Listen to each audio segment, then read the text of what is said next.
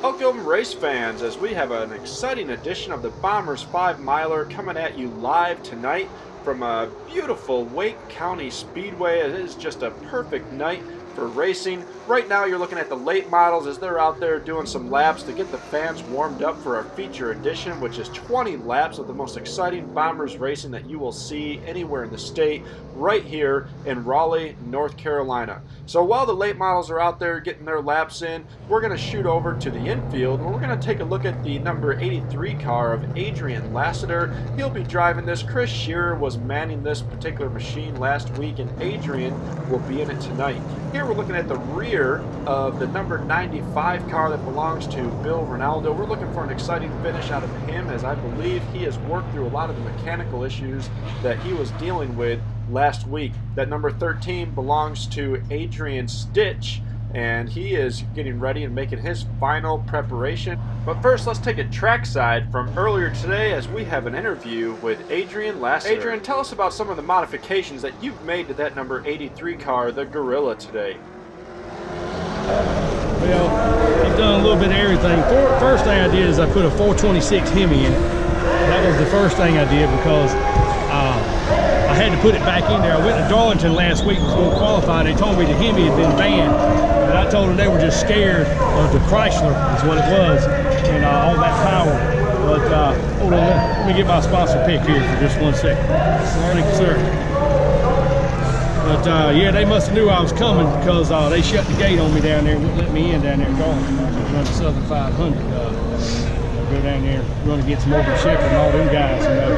But I come here tonight to show these boys what's up. So now that we got you here at Wake County Speedway Streaker for the Bomber 5-miler, tell us about the competitive advantage that the satellite dish is going to give you today.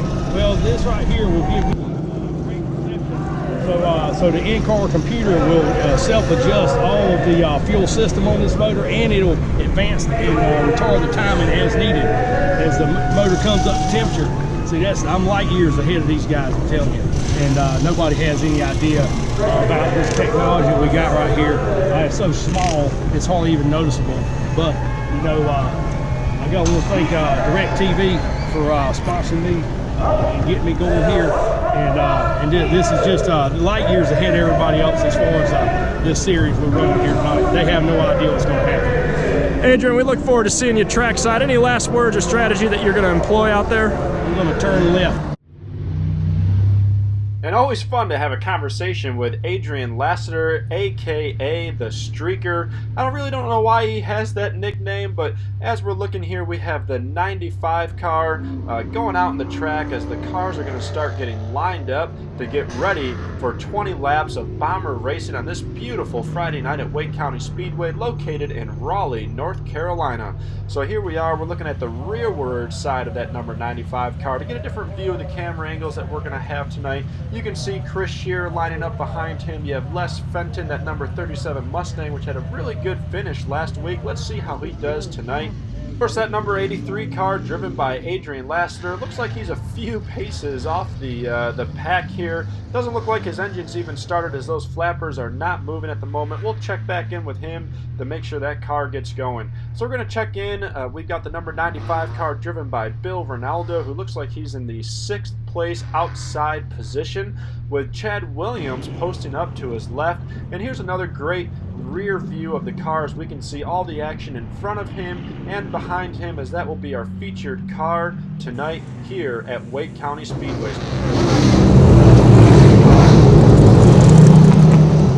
Here we go. We are coming up for the green flag here for the Bombers 5-miler. It has dropped. Bill Ronaldo in the 95 car is off to a quick start as he goes 3 positions up ahead and comes behind Matty driving the silver car as they round turn number 2. Bill Ronaldo going down the backstretch takes the lead before we even get past the first lap here at the Bombers 5-miler. What an exciting start as we shoot over to Adrian Lassiter, the number 83 car, of what is happening in the middle of the pack here as they come out of turn number 2, going into the backstretch right now.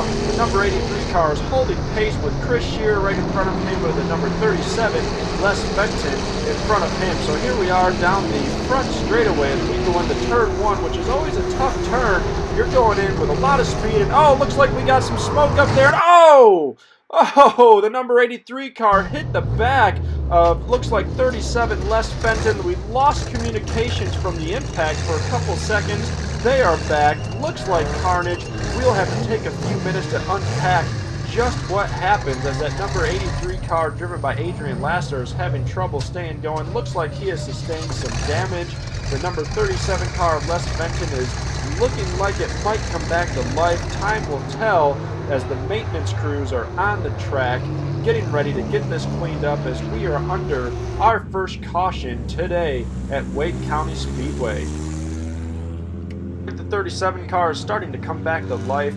We hope to see Les Fenton return to the race, and it looks like he is able to get it started and at least get it in reverse. We'll keep an eye on him, and we shoot over to the 95 car as he rounds turn 2 to see the 83 still immobilized in the corner. We will check back in a second. First, let's go to the replay and just see what took place from our turn 2 cam. Here you can see the spinning and the impact as it looks like the BMW got turned sideways from Adrian's stitch. Let's look at it again in slow motion. He is completely turned around. 37 runs into him, and as we zoom in, we see that there is just really no place for anyone to go as the track is clogged up on the high side, which leaves the 83 no choice but to run in to the back end of the 37 of the Les Fenton car. So we hope everyone's okay. Let's take a look at the front view here of the 83. You can see left-hand side, the track is clogged up, and then you can hear he is on the brakes as he goes into the back of the car, and there's just nothing that can be done. Once you lock up those brakes, your car is going to go in the direction that is pointed, and you really have to think on your feet to let go of those brakes, get the wheels spinning, to get the traction to turn out of that slide.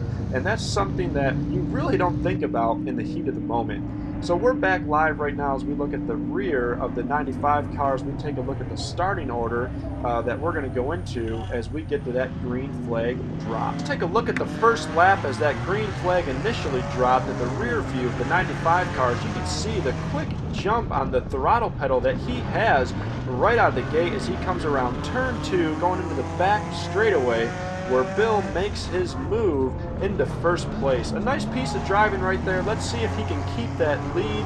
I know one thing, Chad Williams will not be far behind as you see Chad back there making the move, trying to get himself positioned for second place. Up to the green flag, let's take a listen in to the 95 car.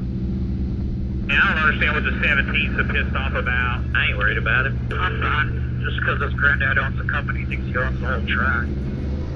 So as we go to the green flag, the 95 car gets off to an early start. Sounds like the pit crew and himself are in a much better mood than last week's race as we'll continue to listen into that car as the race goes on. You can see the 95 is out to a early jump with Chad Williams taking the second place spot as we are realistically rounding the second lap of the race as we take a look at our turn 2 cam as the cars make their way around the racetrack, and it looks like we are back under caution yet again. So let's just see what happens as the 95 car makes his way around on the front stretch. Looks like up ahead we can see a couple of cars. Looks like they may have gotten into each other and gotten into the wall, and that looks like a lot of moisture made its way onto the track. We will keep an eye on that. We'll see what the cleanup crew can do to get that cleaned up to make sure that this race can continue to go on. And we are on the second lap of 20 here at the Bombers 5-miler. We are off to a pretty slow start as we have a couple of unfortunate accidents. Let's take a listen in to that number 95 car and see what they have to say.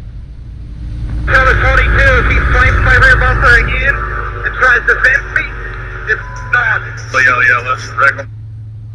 Not quite sure what contact the 95 car is referring to, but let's take a look at a replay from earlier today as we take a look at the two red cars, the Mustang and the Grand Prix, as there was a little bit of bumping and grinding earlier today, and we want to hone in and take a look at it, just try to unpack what happened. That's the contact that we're talking about. I heard some chatter from the spotters, and it sounds like there's a lot of blaming going back and forth. So let's go to the tail of the tape. Let's slow it down and let's unpack just what happened. As these bomber cars, you really have to rely on your earpiece to know where everyone is around you. So as we take a look and we slow this down, you can see that the number 37 car of Les Fenton here, if we reverse it, we're going to go back. Chris Shearer is holding a line in the middle of the track, and Les starts to ride up to take a better angle into turn 3. Looks like he got sideways. That Mustang must have thought that Pontiac was a crowd and ran right into him. And you can't blame the driver for that. You're really relying on the earpiece, what your spotter says. If he says the high side is clear, you've got to trust it and you've got to take it. What do you think? What's up? I think we got another 80 laps in us. I mean, these things are stock, man. You can't even hear them. Yeah, right. Yeah, whatever you call them, man. So, tough night. A lot of accidents. 5 laps. Whatever you want to do. 5 laps, see that? You good with that? I'll do whatever. I'm easy going. That's a scary thought. We're going to run 7 laps for the first caution. So if we have one more caution, it's over. Or 7 laps. So these cars are all pretty quiet. And if the police come, I'm going to let Kirk out my phone.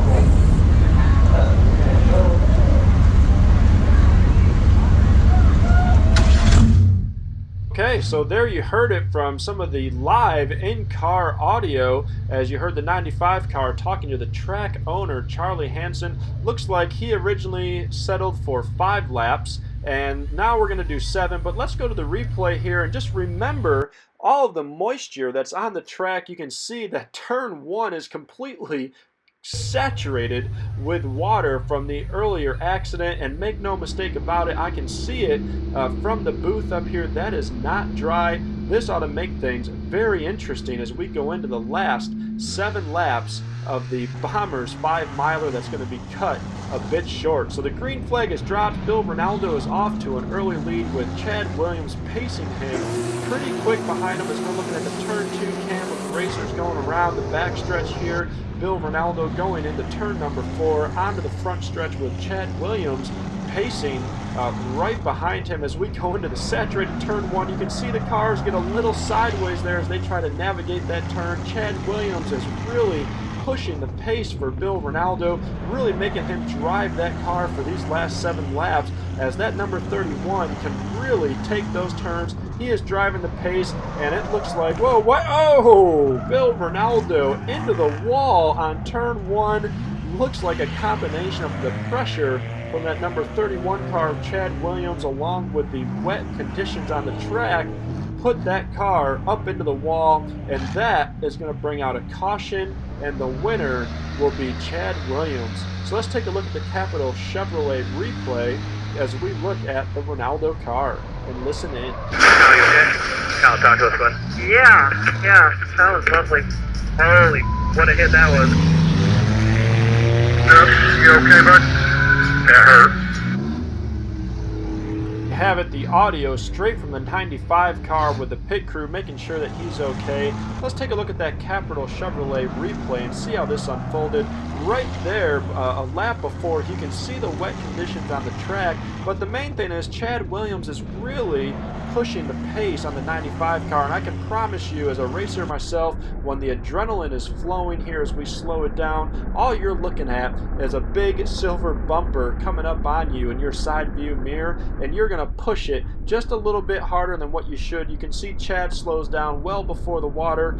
95 car of Bill is late on the brakes. Once the tires hit the moisture on the track, it is not going to stop. You're going to slide through the brakes because there is zero traction to be had, and he went straight into the wall at about 35 miles per hour. Luckily, he took it on the broadside, and we'll have to check in. As you can see, the car is being pushed back to the trailer as we speak.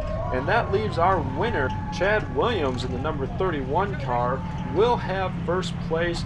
Very well could be first place overall in the season standings, as Stephen Best did not make it to the track today. So a big congratulations to that number 31 car of Chad Williams. What a special race that we had tonight. It was a lot of fun. Thank you for joining us here at Wake County Speedway. Until next week, race fans, have a great day. I'm going to turn left.